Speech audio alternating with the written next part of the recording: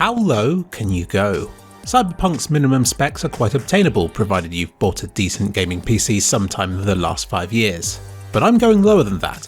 The Ryzen 2200G is a 4-core processor with built-in graphics. I'd say the processor is roughly on par with Cyberpunk's minimum requirements of an i5-3570K, while the graphics card is significantly below what's needed.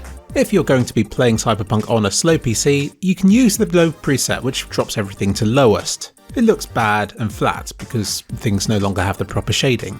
You can see how it compares with medium preset here. And I think you'll agree, medium's the standard you should be aiming for to get an acceptable visual quality out of this game. But low is at least runnable on most PCs. In my case, however, I went lower still. And this is where Fidelity FX becomes your best friend. Down at the bottom of the graphics menu are 2 different settings for it, which you can choose between. The first lets you specify a frame rate you want to hit. The second just chooses a resolution below the one you're playing at, then relies on Fidelity FX to try and make it look as nice as it can. This is what Cyberpunk looks like at absolute lowest settings, with Fidelity FX on the lowest resolution scaling possible. At 360p the game is beyond fuzzy, it's virtually unplayable. I could barely read the road ahead of me when I was driving, and when walking about the city I could count the pixels and see weird trails behind everything. But at least the frame rate's smooth, right? Well, this was recorded on my GeForce 3080. I didn't even try to capture the screen on my 2200G because this system needs every frame it can get. And currently my video capture card is in the wash. So instead, here's what the screen looks like when the 2200G is running on these lowest settings. Ignore the weird rainbow banding across the screen and the disgusting blobs scattered across it. Instead, look at the disgusting blobs behind all that. What you're seeing here is Cyberpunk at lowest settings at 360p. Hopefully, you're on a system faster than my 2200G, because even with all of these features to help it, the 2200G was unable to hit 60 FPS, even with lowest everything. But if you find yourself in the same situation as I am here, don't lose hope. Instead, you should just accept that you're not going to reach 60 FPS, and instead aim to hit 30.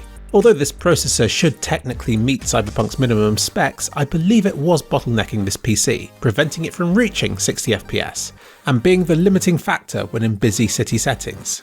But in a way this is good, since it means I can actually up the resolution and quality settings and the result won't be a lot slower.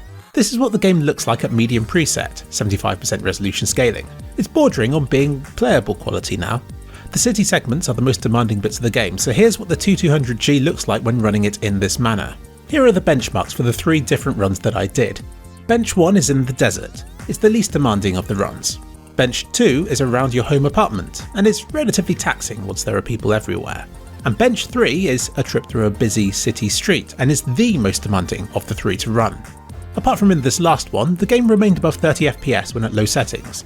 With frame rates this low, you might think I'd recommend sticking to the lowest settings, but I don't. The move from 50% scaling to 75 makes a big difference visually. It's the difference between the image not being clear enough to be worth playing and not to being good, but to being just about clear enough to get away with. And then the next jump up from low to medium preset might result in an equally large frame rate drop, finally going below 30 FPS in all areas of the game that I tested. But again, visually it makes a huge difference, transforming this game from looking like a PlayStation 3 game to looking more like an early PlayStation 4 one. The one thing that stands out here is how the frame rate doesn't drop at all when upping the resolution in the last benchmark. This is proof that it's completely CPU limited here. Would you rather have 26 FPS at low settings or 23 FPS at medium? It's pretty obvious it's worth the hit to get better visuals here, but I felt there was a bit of a CPU bottleneck at all times in the tests. Even though the average frame rate hangs above 30, it still doesn't feel smooth. There are drops whenever new scenery is loaded in, and at these times, it doesn't freeze, but it does noticeably chug, and this is something you'll have to put up with even at lowest settings. And I'm running this on an SSD, so don't think it's because I'm using a slow hard drive or anything like that. But it's because of this generally sluggish performance that I think to myself, well, if the game isn't perfect at lowest, I might as well sacrifice a bit more and make it acceptable visually. When the game's so focused around driving and shooting, I don't think any of these are acceptable frame rates. This processor's larger brother, the 2400G, might fare better thanks to its 8 threads instead of 4 and its more Vega graphics cores, but I think even that one would struggle to deliver smooth frame rates when in the game's busier areas. Sorry 2200G, looks like Cyberpunk is one game I can't recommend being played on you. Why am I humanising a CPU? The takeaway from this isn't so much if you should run this game on a 2200G, because the answer to that is very clearly you shouldn't. It's more that if you have a slow PC, at least try running Cyberpunk at 720p, 75% resolution scaling and at medium preset before you try going any lower, since going below these settings disintegrates the game's visuals enough to make it no longer worth bothering with. I would suggest going to a busy area in the game, locking the frame rate to 30, and seeing what the experience is like, and by going from there. In my next video I hope to test more powerful graphics cards, which are still below the minimum spec for this game. I'll be testing these in two different PCs. The first will be using this 2200G as the CPU, just to see if it's still CPU limited, and then I'll test it on a super fast CPU to see how much of a difference that makes to the experience. Out of curiosity, this is how 50% resolution scaling with Fidelity FX compares with DLSS performance mode. I don't know the exact resolution of this, but historically, performance mode has been somewhere around 50% scaling. I can't say for sure that these two are running at the exact same base resolution, but what you can see here is that DLSS is a huge improvement visually. It might not pass for 1080p, but the image quality is now detailed and coherent enough to look well beyond the low resolution it's based upon.